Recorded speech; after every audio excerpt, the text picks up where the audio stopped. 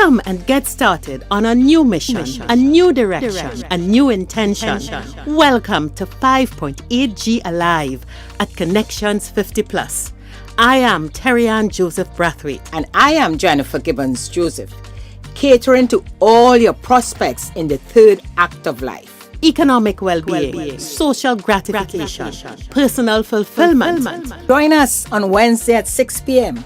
on Connections 50 Plus Facebook page, YouTube channel, and on Gael the Caribbean. Hello everyone, good evening. How are you? Welcome to 5.8G Alive. It is Holy Week, a blessed Holy Week to all of the Christians in our midst. I am Harridan Joseph Brathwaite, one of the co-creators of Connections 50 Plus, which brings you 5.8G Alive, and with me as usual. Hi everyone, good evening and welcome. I am Jennifer Gibbons Joseph, the other co-creator of Connections 50 Plus, and you are on 5.8G Alive. Yes, Harridan, this is Holy Week, and this is a very important week for us Christians, as Catholics to really, prepare. In this a nice way to prepare. Very spiritual. Well, Jennifer, last week we started a conversation with our older millennials, and we are trying to get a handle. This being a tribe business is very, very important, Jennifer. Jennifer, do you know that there are 7 living generations right now? 7. No, I didn't know that. I mean, I know at least thought of the 4, of course, maybe 5, because if you take the baby boomers. I have a graphic that describes it, that I would like us to look at. Quite interesting. And when I found this graphic, okay, so Jennifer, I'm starting with this one, which gives the 6 main generations. So our 71 plus are the builders, then the boomers, okay, interesting. 52 to 70, then the Generation X, 37 to 51, who are our children, some of them, then Generation Y, 22 to 36, some of them are our children, some are our grandchildren. Then we have this Z generation between 7 and 21. And Jennifer, the newest kids on the block is this Alpha, the ones under 7. But I want to share the other graphic. And so then, before you move on, is that a change in the name? Because the Generation X would have been referred to as the Millennials. The Millennials are, in fact, yes, the Millennials are Y. Generation X, yes. But the other graphic has, yes, the Generation X are the Millennials. But there is a group that is missing that is very important to our current communities that is left off of this. And that's the group that I wanted to put in. So Jennifer, the other screen that I put up, I used because it gave the names and the ages. But this lady or gentleman at the end, who is the person over 95? So really, the silent generation are those who are from, say, 78 to 95. That's these people here. We are the boomers. But this greatest generation are the ones who are over 96 and over. And Jennifer. Like mommy.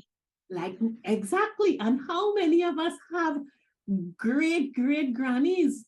Now, Jennifer, very often in a home, you could have, out of these 7 generations, you could have 4 or 5.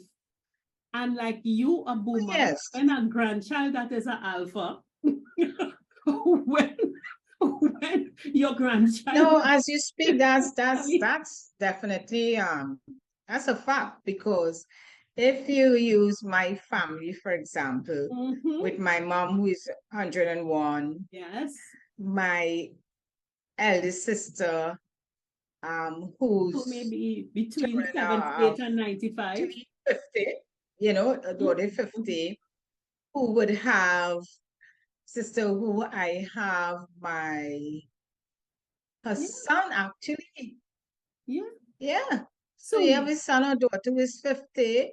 So yeah, your a grandchild who, so you're going down the line. yeah. My mom, my sibling who would be in the silent, So your sibling in mom, the silent the generation. greatest is between is And over if you're using me 96. as in the The boomers boomers. generation, baby boomers, Mm-hmm. then the The Gen Gen X X will is be between those in the 58 and 50s. 47. Yes, 47. That's my nephew one day. Yeah. And And then the then the millennials millennials, your will be children. more my daughter's age. Yeah. Then the Gen Z, who I have my nieces and 11 to they're just 25. in the 20s, Yes, right? 11 to And 25, then, teenagers. yeah, the teenagers. And then the little baby ones like my grand. Alpha. So definitely, look how easy it was, Tarian, to go through the generations. Yeah. I And have never done this before. We just take things for granted and yep. everybody happy going along. But And showing this chart Jennifer, here, what I really would like our cohort to do is to go onto YouTube and just Google the generations, the living generations, and get the characteristics. Because, and I'm going to stop sharing now for a bit. Because Jennifer, each of these generations, their outlook, their values are so different. What they want out of life, what they're prepared to do, how they look at the others. And, you know, sometimes we find our cohort complaining that they have nowhere to go, they have no friends, nobody, and you have expectations about family. Jennifer, I think we need to open our eyes. definitely. And I think that's why I like looking at that chart. What it does really, it help you, I think, understand your family dynamics. Yes. And understand why you may have the communication problems that we talk about, the conflicts, not understanding. Because, for instance, when you see that wide gap between the greatest or the silent generation, even to the millennials, you're talking about at least This a could, 3-generation gap there. This could be great grandpa to this person. And the And then even go down to alpha. the Gen Z, which is, you know, this could be a great. you would really see the reason why there is a lot of misunderstanding, the changing of values, you know, it's a big difference. There is a big difference. And if we see this, I think we would be in a better position to understand or try to get a better understanding of how they think. Definitely, Jennifer. I love Definitely. Definitely. that. And the thing is, after we spoke to Mandy and Rinal last week, it was interesting. Last week. Yes, it was interesting that they both came down to look. They're the more patient ones, the millennials. They're more patient and accommodating of the older generations. And they came to values, but those generations after, because they are out of tech, the alpha generation does not know about rotary telephone. They don't know about writing, and they're not required to do penmanship, and they're not required to sit on books. So how we would expect them to behave, they're not behaving. And you know, that's why today we decided we are going a little deeper with our conversations. We're going with early millennial now. We're going with early millennials. We're going to people who are in their late 20s. We have two other interesting young people. And I think what we have to do is learn to pause and listen, because we're asking them two simple questions, you know. What do they think about us? Simply, we are asking them, how do they see us? Not how we see them, how do they see us? And most importantly, to facilitate the communication is, what would they like us to know and understand about them?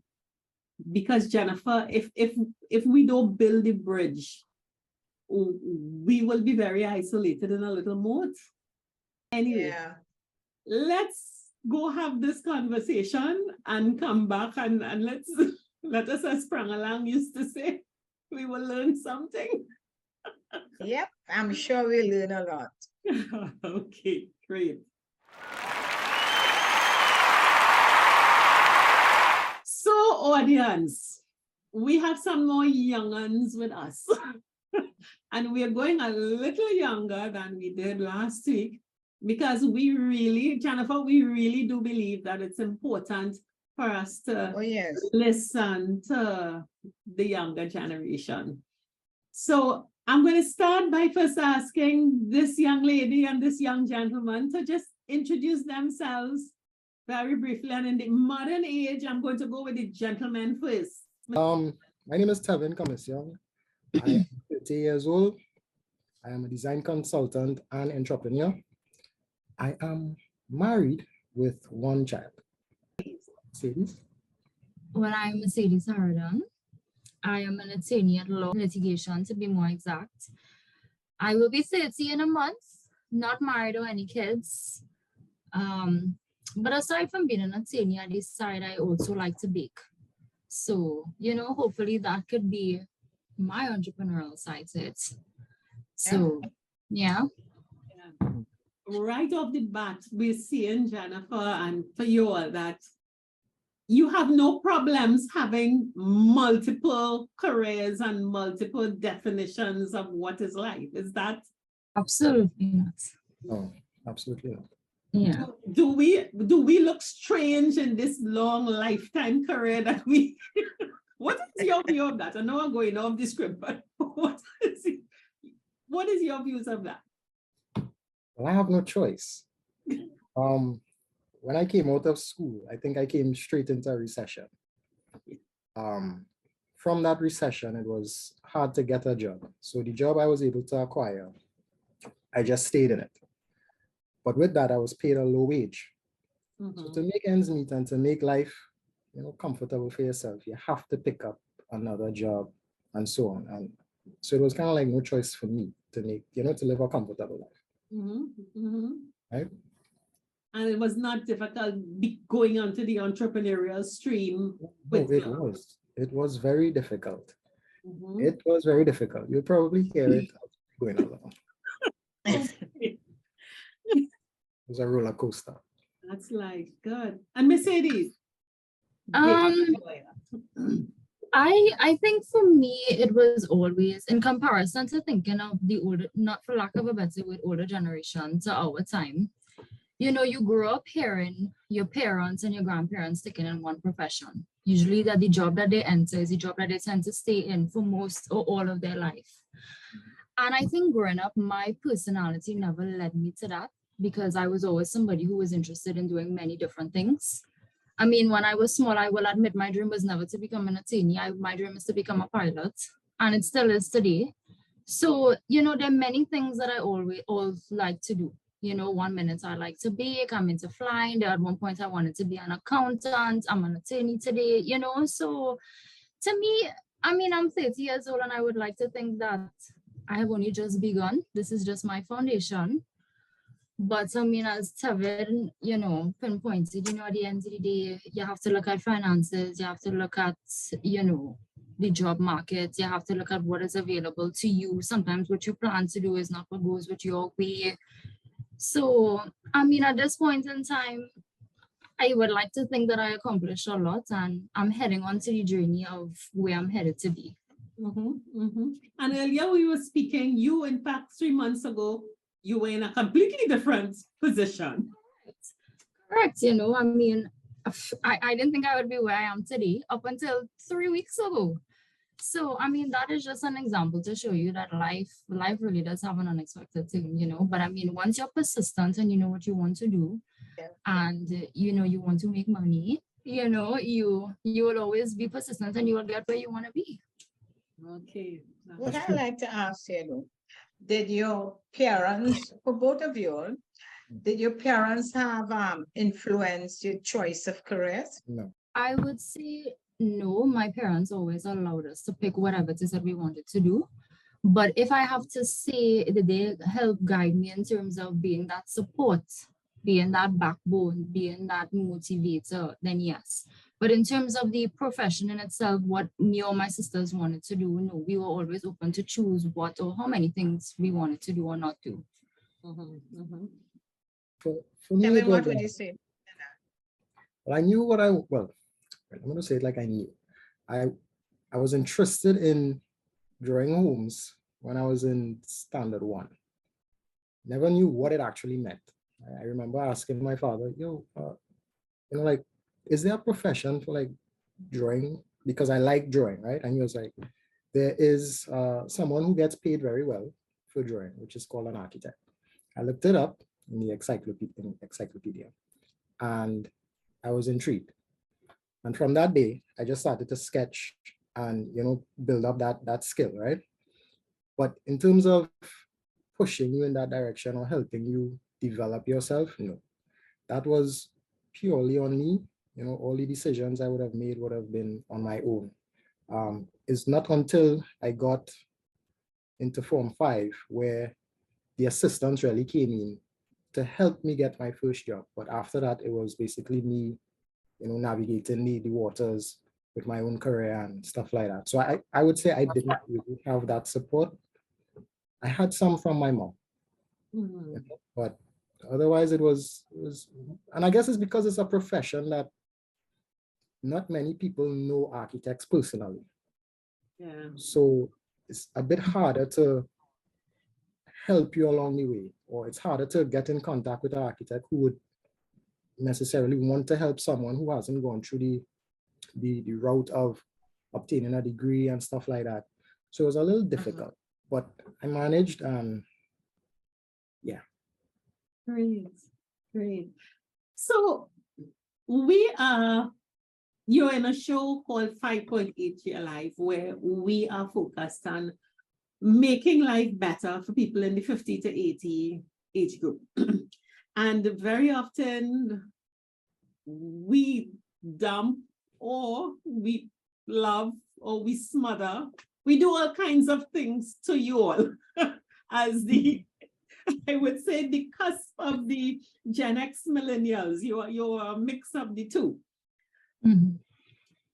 Honestly, do you see this generation of ours, the 50 to 80 cohorts, who are, let's say, the baby boomers, your parents or your grandparents? How do you see us? You don't need to be polite. Be kind, but not necessarily. It feels a bit unfair because I'm talking to the age group. That's okay. So my grandmother was a lovely person, right? She died at 84. Right? She was lovely. I respect her highly. A lot of her teachings would have passed on to me through conversation.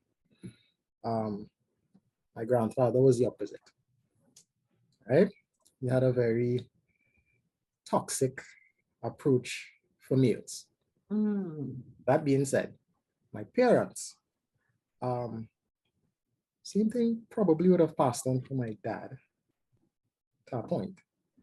And my mom is very progressive. So,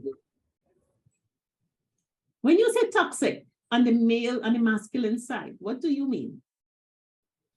In a sense, women, do certain things and men do certain things.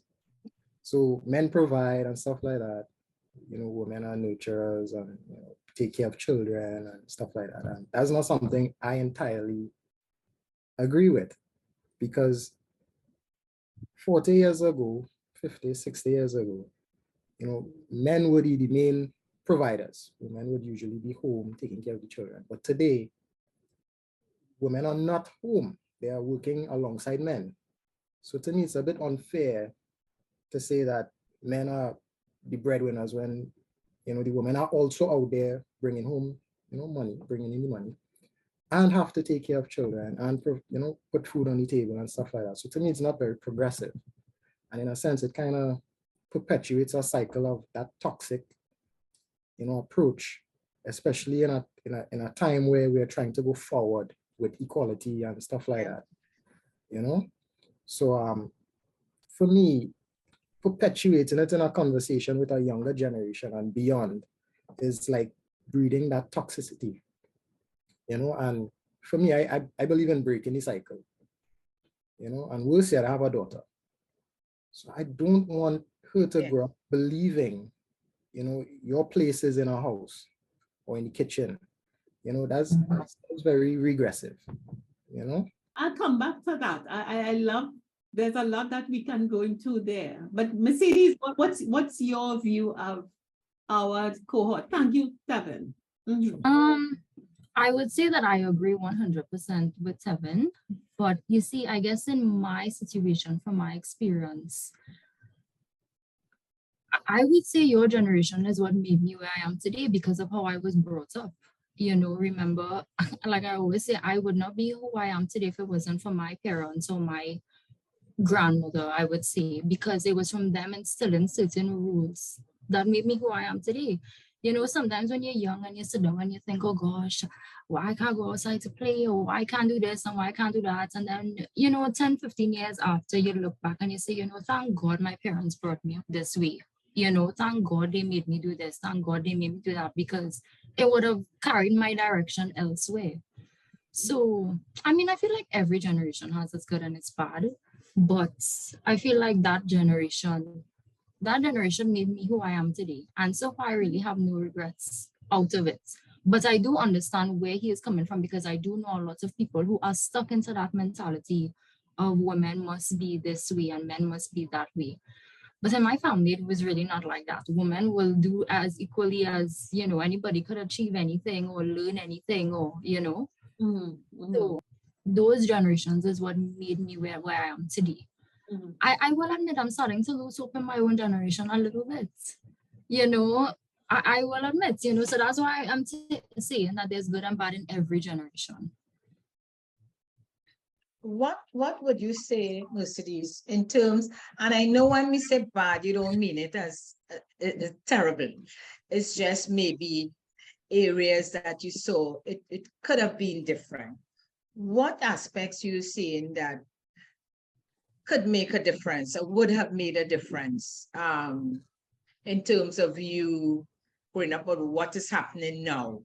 Are you still at home? Are you still at home with your parents? Yes. Yeah. Are you is there any aspects in terms of how their habits, because we have some habits, different type of habits. It could be what we say, what we do, our value system, etc. Do you see any aspect there that you feel could have been different? To be honest, I have no complaints right now. Don't get me wrong. Maybe 15 years ago, I would have been a little more bratty because I would not have understood the world how it is today. But now, I can't really, I can't, there's nothing to complain about, nothing to change. Because it worked out very positively. Yeah. Correct. Yeah. Correct. Yeah. And one of the things that we want in these conversations is to allow, we literally using this as holding up a mirror to ourselves. So your feedback, we know that you all turned out okay. we know that it's settled, but it's good to have a bit of reflection to facilitate easier communications and so on. Tevin, you look like you want to say something. The dynamic home, well, my parents were divorced. So I grew up with a single mom, right? Yeah. So a lot of challenges I would have gone through would have, been, along the lines of survival. Yeah. So I would not have agreed with every decision my mother would have made, because I would not have understood, what was really happening at the time, right? Yeah. As I got older, I started to understand, from the male perspective and from her perspective as a female, going through the ringers, and making these decisions. And then becoming an adult, I understood it even more.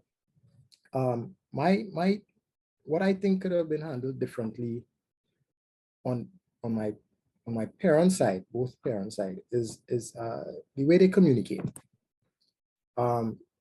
Financial literacy is a very sensitive subject, I guess, for the older generation. I don't know why, but to me, I think exploring the topic of money, even your own financial situation, to bring it across to a teenager or whatever, to understand, how the world actually works for you and what it would look like for me when I reach that age. Because as far as I know, you're paying for me to go to school. Everything seems hunky-dory on my end. And I don't know what to expect when I hit the world of work. So for me, that communication with, certain topics, because they don't teach this in school. You go out to the world of work and you get your first paycheck, and it's great until you have to contribute. And then you have to travel, and then all of a sudden, wait, your money seems like less, So I would say on both sides, that communication for certain topics that would better prepare you for the future. For my mom, well, she tried her best. And to be honest, I wouldn't find no fault with my mom. I agree with every decision. I think she could repeat them 10 times over with me, and I would turn out the same way. I'm glad for her style. My dad, same way. His approach was very, tough love. And that is to make you, more male, more masculine, more tough, because the world out there isn't, the way it is when you're home. It's not cushioned. It's not, you wake up and turn on. It's not like that. You go out there, you have to grind, get these things for yourself and make, build a life. So he taught a very tough love approach, but I honestly think he could have done that differently. And that's what we're trying to get here. We're finding in many households or family groupings, you have multiple generations, and we spent they call us the silent. Some of us are silent, some of us boomers. There's a lot of shame. There's a lot of wanting to project the achievement and not talk about how this achievement was made. And that in some ways has made life probably difficult. Mercedes, in your context, it may have been different. So what we want to hear is, all right, you're on the receiving end of it. You turned out good. So we know the story has a good ending. And what are some of the lessons? Because some of us are having real difficulties living in an intergenerational family where there are 3, 4, 5, or 6 generations to deal with. Well, I'll have to talk more about work then, because yes, and it could be a family or work. Yeah, so for work, it's exactly what you're saying. So at work, I work with one silent generation, one baby boomer, and I think a Gen X. Wow. Y'all don't like to hear young people give their own opinion. Yeah. I don't know why. Quite correct. I mean, I would like to think, with the technology around us, the wealth of knowledge, that I would like to say we are more educated than you would think. Even with certain topics, I don't want to say I'm more educated, but I am educated enough to have an opinion. Yes, you are. A sensible opinion, and an opinion that I know can work. But due to the fact that it's coming from someone who is way younger, it's almost like, who are you to tell me? It's like you're still a child. Surprisingly, at 30, I'm still viewed as a child to baby boomers and the silent generation, which is correct. Which is very weird, because in my mind, I feel like an adult. I'm doing, but you are adult. Adulting. I am adulting. I'm paying my mortgage. I got married. I have a child. I'm running a business. I'm taking care of my life, and I'm still viewed as 20, 19, 18, which is ridiculous. So they don't take advice from the younger generation, which I don't understand.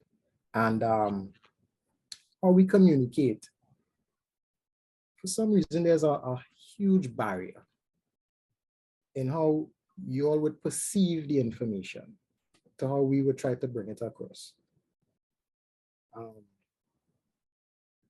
So I would say communication is definitely a big issue. I mean, no matter how hard I try, I mean, there are probably many ways to get it across, but so far it's challenging. You're exhausted all. Yeah, it feels like every day you're trying, and you know, it's like a uphill battle, you know. Mercedes, you were going to say something? Oh, no, what he's saying is right about always being referred to as a child, and I'm saying it just now, like everywhere and anything, doesn't even what group you're in, what community you're part of. Your generation does view us as a child constantly. I think I'll be 40 and still be referred to as a child, you know. But in terms of that communication aspect, I have given up on your generation. I probably don't look at it as a problem anymore. So it's like a norm to me now. You know, it's like, okay, you say that white couch is blue. Okay, I will say okay. Because it is true, you know, your generation will be so adamant. No, well, you see, you don't know, because back in 1964, how that became that color in the first place. Oh yeah, Well, I like to say, Tevin, what you're saying is really has been still is the complaint from your generation. And I think if we are honest with ourselves, it is a fact. It is a fact that we have come to the conclusion that we don't like to let go. We want to hold on to that power and that status, and feel that if we, you know, say let go the reins, that then we're not useful again. So I feel because of that, the fear that if you give up the reins, if you let go, that then we become extinct in the workplace. That's why we're still our children. Yeah, but there's a transition of power. So you need to, so they're enforcing, you know, authority. But what, you know, here you speak, and I know that could be very tough on you all. And you tend to give adversity, say, well, and I use a new word that I hear some long, I say, well, you all go along if you want. If you want to be stuck like that, you do your thing and you just leave them alone. But it would be nice if we could recognize that, and with chats like this, we hope that the message reached the, you know, enough persons out there in the workplace that could understand that it's not about that. And again, and I'm saying we, because our cohort and those of us who still out there in the workplace, it is sometimes they may not understand the modern way, the technology and the new way of doing things, because when they did their studies in whatever field, it was done in that way. They was very successful and it worked for them. And they think you're coming now to bring these new ideas, which they're not sure are going to work. Mm-hmm. So it really keep having that, especially in the workplace, that conflict there. I hope you all don't give up. Let me ask a question. Get some new ways to try again.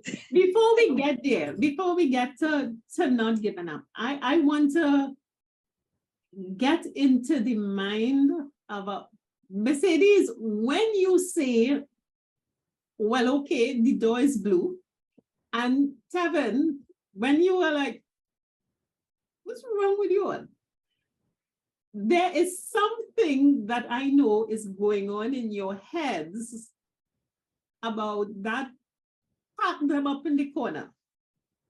And I want to put a theory forward, and I want you to tell me if this is what is really happening, because I think our cohort needs to understand. I think you all know that we irrelevant and that we wrong. I would not say no, irrelevant. I'm giving my Not say theory. the word irrelevant. Yeah. Okay, I don't think I'm giving, let me give my theory. Let me give my theory. And I tend to be the extreme one.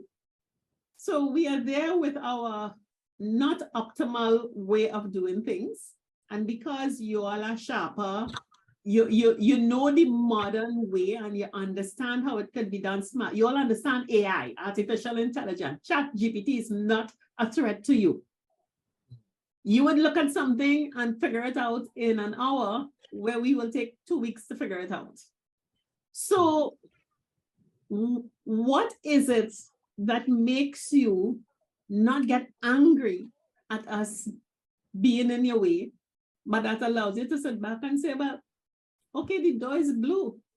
Okay, I'm going ahead and doing whatever.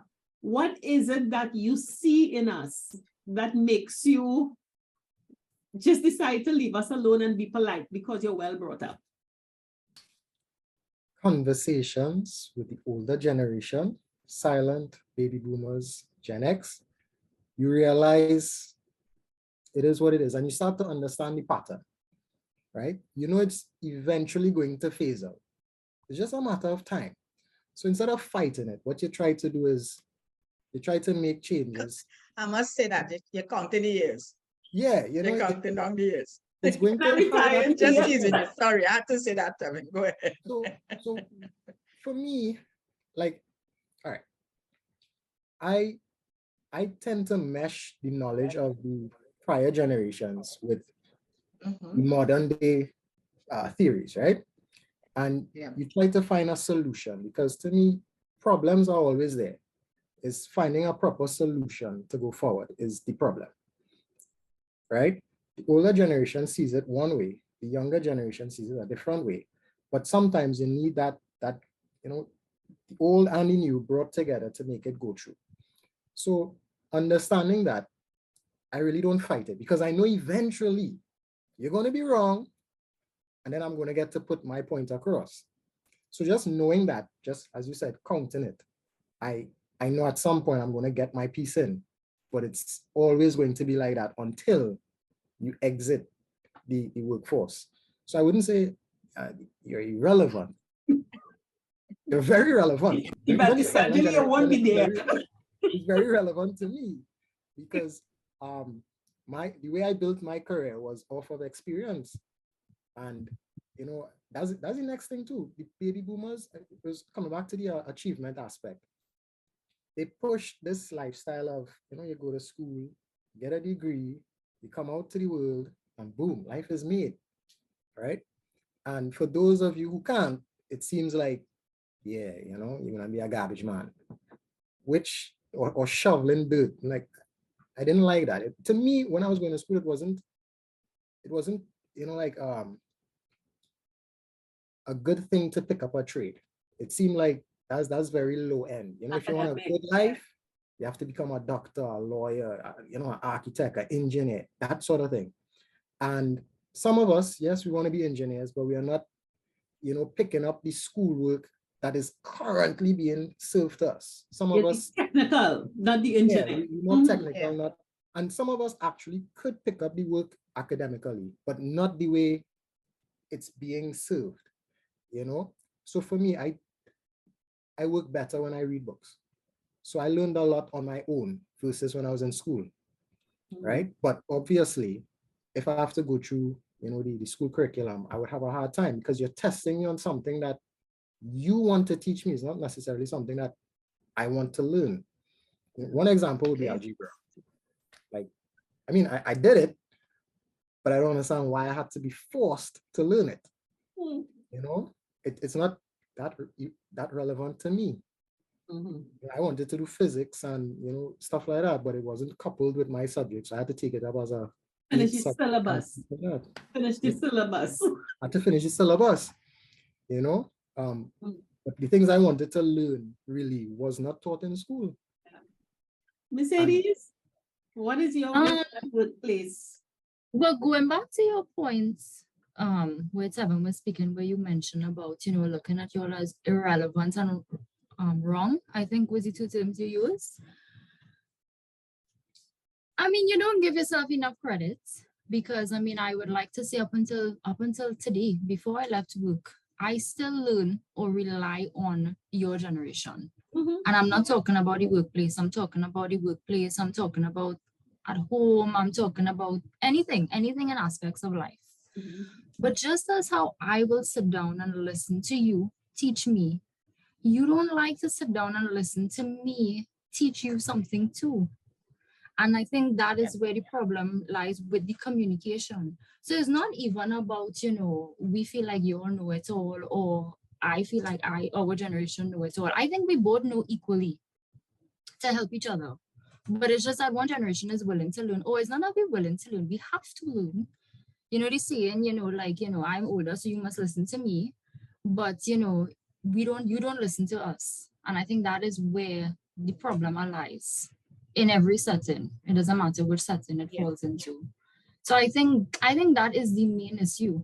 It's not about who knows more or that we don't think you all are relevant. I am almost sitting and I'm not so good with technology. I'm not as tech savvy, I will be honest.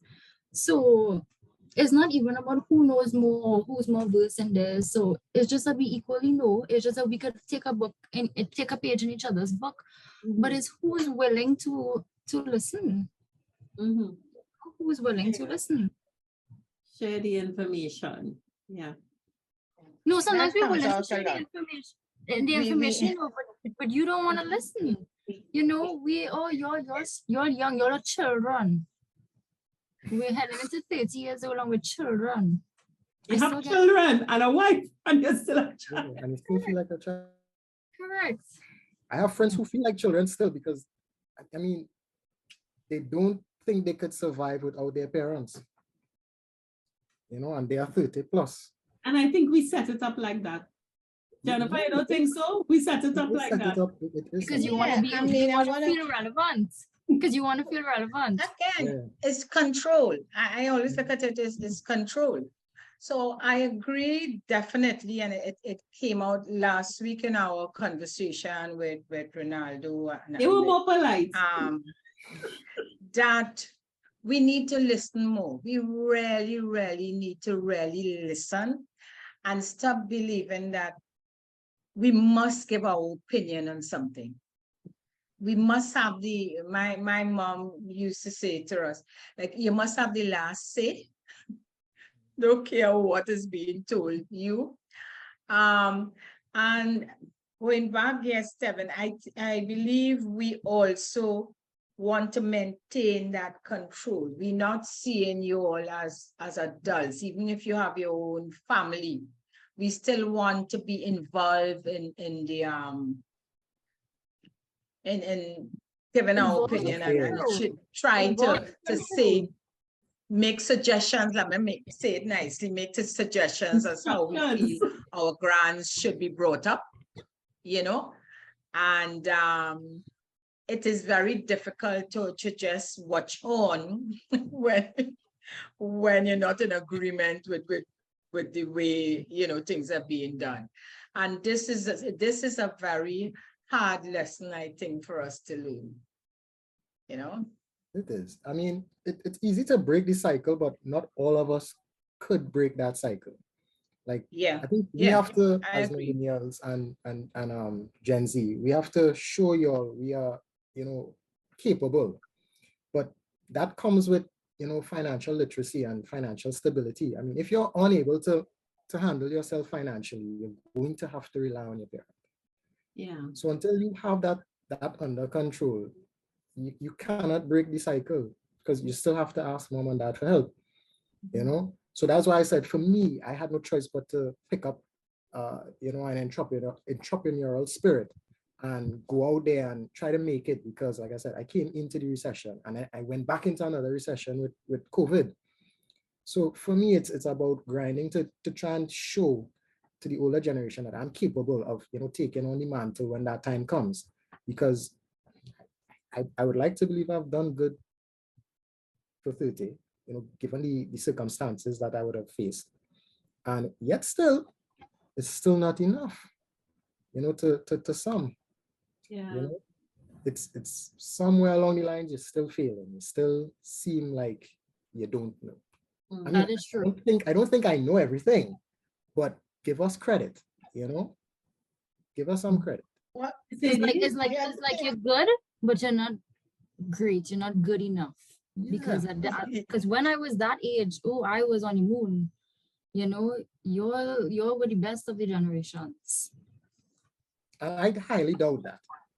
I think there were mistakes made. Yes, exactly. As I talk more and more to the older generation, I realize, hey, y'all make mistakes just like us. Y'all did the same things we did, but yet still judge us for it, which is a bit hypocritical. What would you say, and both of you, you have friends that you hang with, in terms of responsibility? That's something that our generation tend to see sometimes, that the younger generation, they're not responsible enough to let them do certain things.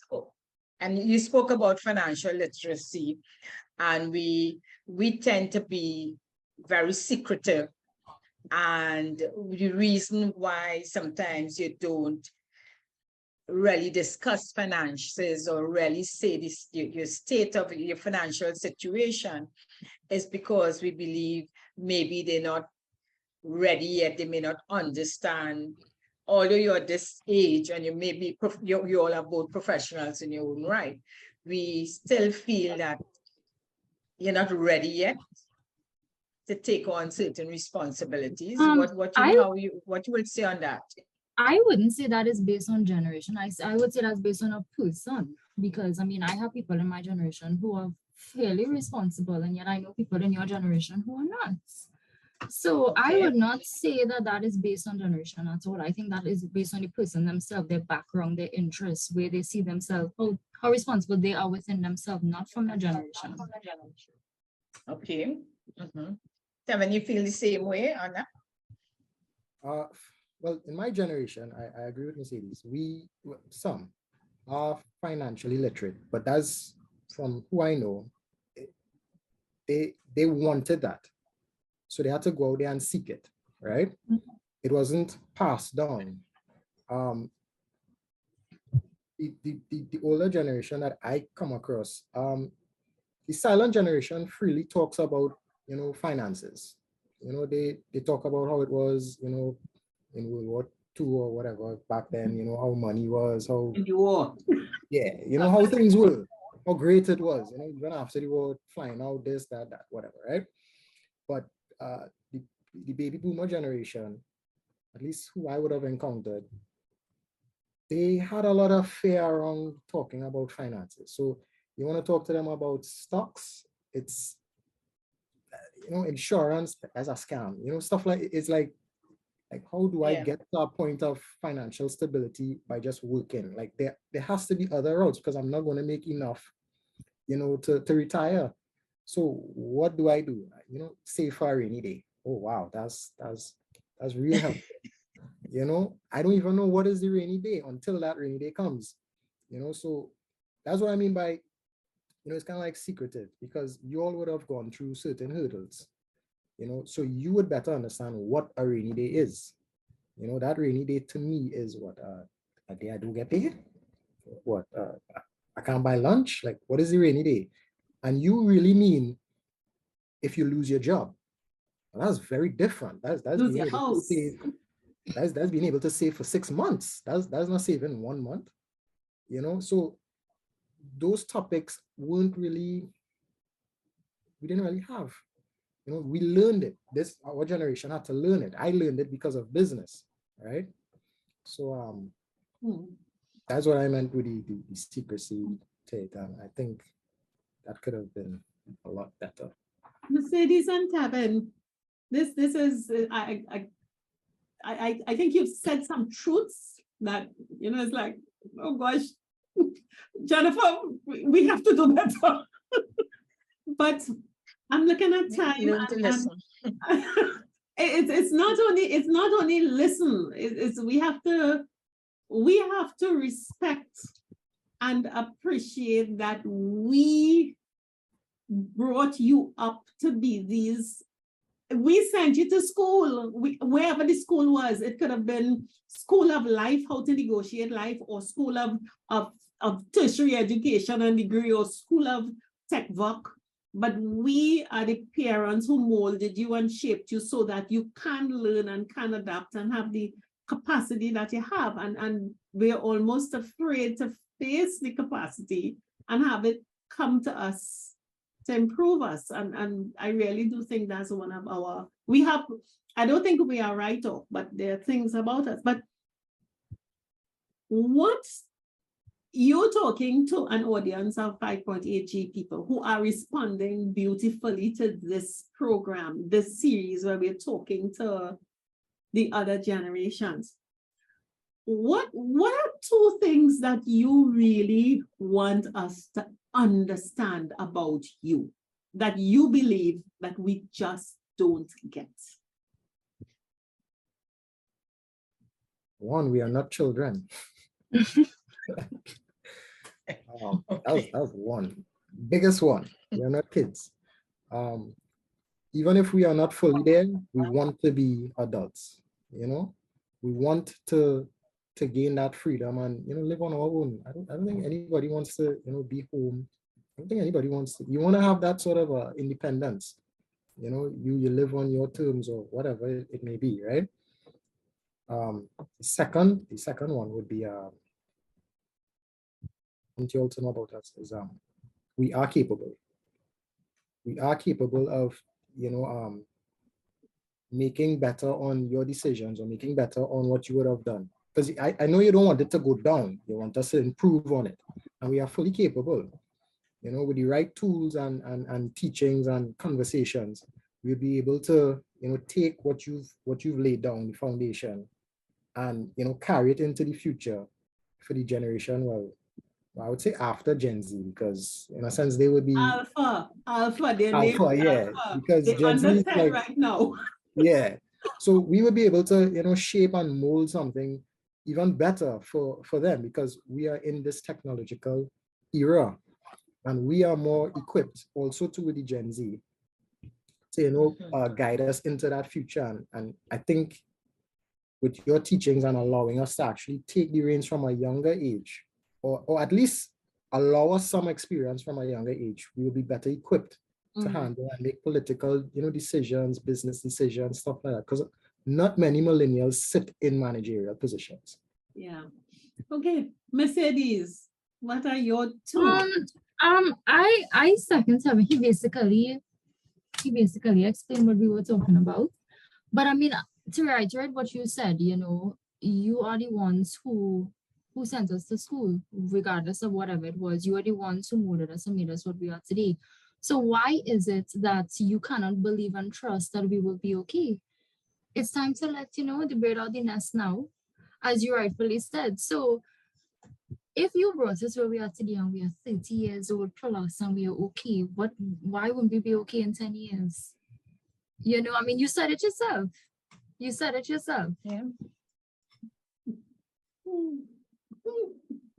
Jennifer? You're quite correct. We need to learn to trust. And Tevin, yes, know that we did it. We prepared you all.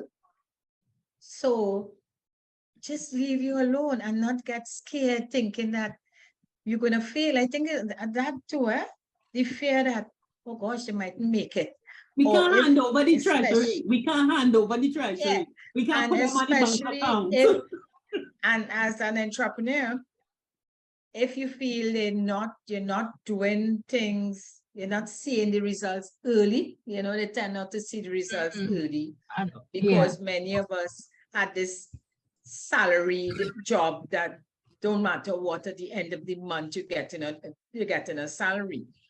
For those who may not have been familiar with entrepreneurship, then, and you going into it is a fear, you know, they want, so they don't trust and want to say, well, you know what? I think you should go into a safe environment where you get enough money every month. I'm not saying we wouldn't fail. I mean, that's what part of the lesson. I have failed many times to reach where I am today. It was not a smooth road, but I think we'll be okay. It's not that we wouldn't fail and we wouldn't make mistakes, but we'll be okay. The thing is, failure is the best lesson. Exactly. It teaches us how to be stronger and what to avoid. What makes me stronger in my decisions is actually being an entrepreneur, failing, continuously failing, knowing that you could have done better, you messed up. But instead of relying on your boss to come with a solution, you of yourself have to dig deep inside of you and find a way. And in a sense, that's the echo of a lot of millennials. That they want to be able to find a solution. They don't want you all to necessarily give us a handout. Just a proper guidance, a nudge. We know it's going to be hard. We want to give the handout to feel safe. Give instructions, not instructions. We want. We still, and I agree. We tend to treat you all as we, Sharon, that we still want to have a say in your life, and in what you do, as against trusting, and Mercedes, you said it, trusting that we did our best. We are proud of you all, and you all have done well. So why not? Why can't we just sit back and say, okay, just let them be. They have to live their life. We lived ours. Now I'm talking to myself here too. So it is a learning experience, and definitely what you have, suggested that we should look within, check ourselves, and release. Really release. We should be able to sit back and watch you all and say, we did well. Definitely. Mercedes and Tevin, this has been so very, very, very great. Thank you. Thank you. I think on the next episode, I want to ask you all the questions. What would you like to ask us? We're allowing your question. One question, boy. So you would have, gone through when you were young, and you would see us growing up, right? In terms of differences, are there any differences with how we go through life versus how you went through life? Or I would say for me, I would say yes. Your generation take a lot more what we would see as risk than, and I'm thinking of using, like, looking at where I am and my childhood, your age group. I think you're more, you take more risk. I think in terms of not wanting, but going into entrepreneurship very easily, as against us not doing it like that. And you're going into it with that confidence, So the other thing, I find you all are very much more open in discussion. You're not like us who very like Secret Service. You discuss, you say things, and you do it. So we know how to not with, I wouldn't say without a care, but you go brave. so that would be my answer to your question. And we weren't raised like that, eh? We were raised to, big people talking, Right. If you have a problem, you keep that to yourself. You don't talk back to your boss. You don't express yourself until you meet the real world, and you realize, no, this is not how it works. You have to talk. You have to speak up for yourself, else you'll be taken advantage of. I understand how you're shocking our system, right? Yeah.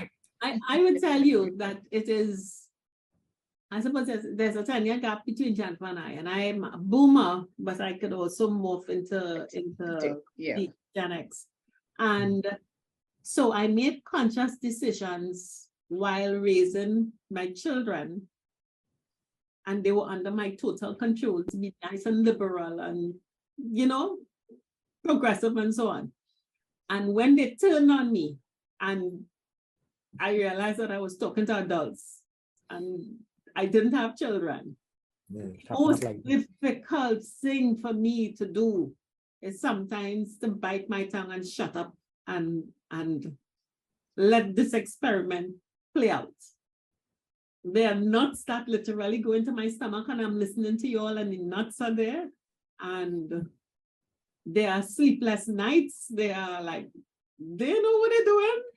Carry on, zip up your mouth. And I have to, they always come out okay. So then if I had to ask, what is one thing you don't like about our generation? What's that, Mercedes? Sorry. What I don't like. What is one thing you don't like about our generation at all? Actually, for What's me, the most issue with? I really admire you all. And the thing that there's nothing that I can say I don't like. What I have to control is my fear and my wanting to be very, very protective, especially because one of my children has a handicap and I have to remind myself, no, you are not to live his life. You are let him live his life. And the other one I think is just too privileged for his own good. And so I don't know that I can say I don't like something about you. There are lots in you that I admire, but you cause us a lot of anxiety because you don't plan out like we planned out, and we would have known 3 alternatives for a scenario, but you'll just go and you'll figure out the alternatives as you go along. I think that is reckless. And it causes me stress. I don't like all of us, not all of us.